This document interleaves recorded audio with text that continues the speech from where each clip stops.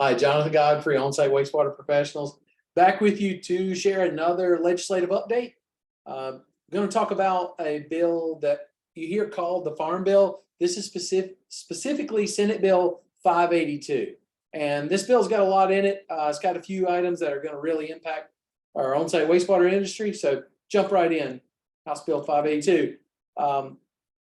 Muscadine grapes are in this bill. So this has got a lot of it, major local newspaper possibly, because we're changing the state fruit of North Carolina to the muscadine grape. We're going to require muscadine grape juice in all the schools, but that's not why we're here. We're here because there's some panel block information dealing with center spacing and the use of panel block in sandline trench fill and bed systems, as well as non-native backfill requirements for large diameter pipe systems.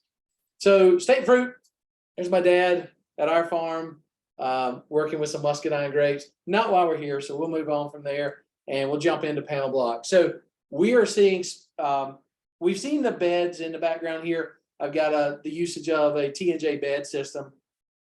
We saw that last year come into play, but this formalizes and forces the commission and the branch to make some rules allowing the use of T&J or panel block in beds, fill, and sandline trench. And when they're used, they're going to be used at a 6-foot equivalent trench width in these different formations. So you've got some tools available that weren't available for specifically sandline trench, where we're now going to have a 50% reduction product in those sandline trench applications. Also, you see these big footprint impacts, and I'm showing here some of the reductions of having a T&J bed versus a gravel trench. T&J bed versus a 25% reduction system footprint. And so big reductions over these things. Let's look at the impact of the other part of this bill where it comes to center spacing. See right here, you got a fill system with T&J. The red area is what it would have been as an aerial fill, then the 50% reduction applied, and you can see what the T&J system shrunk it down to. So on to center spacing, the big meat and potatoes out of here. There's a note in here, a little word, a sentence that says PBPPS shall be located on a minimum of 8 feet on centers or 3 times trench width. And you think, well, that's not any different than what it was before. But in 1956, in our rules now, it says panel block systems shall be located on not less than 8-foot centers. And so it's kind of locked in. The way this language is written, T&J systems will be allowed to be installed and designed on as little as 6-foot centers for the vertical 2-foot wide trench options. The manufacturer's going to maintain some control over this.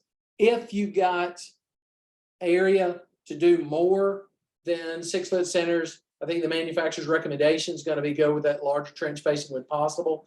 But this is going to have a big footprint impact. And so one note here, it does not read whichever is greater, 8-foot centers or 3 times center space or trench width. It is or.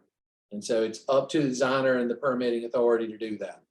So we'll look at that. If we compare a typical T&J system here, where we've got 8-foot centers, I'm doing a 0.3, 4 50-foot lines, 200 feet total. We've got a footprint of 1,300 square feet. 50 by 26 area. If we drop that back from 8-foot centers down to 6-foot centers under here, under this legislation, we're going to see on this next slide that we're going to jump down to 1,000 square feet, where we moved from 6 to 8-foot center spacing. So big reduction. We've got over a 23% decrease in footprint by doing that.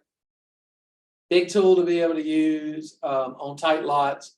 And once again, the manufacturer is going to ask that when you can meet greater center spacing, that you would move closer to 8-foot on center. So big impact there.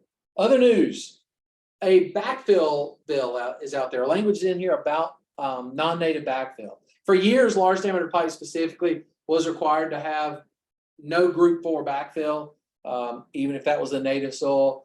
This bill tasked the department to reissue any existing approvals that had backfill conditions without those conditions, and tasked them to do that right away. So the group fill backfill requirement for large diameter pipe, if House Bill 580 or Senate Bill 582 passes, the group 4 backfill requirement will go away for large diameter pipe.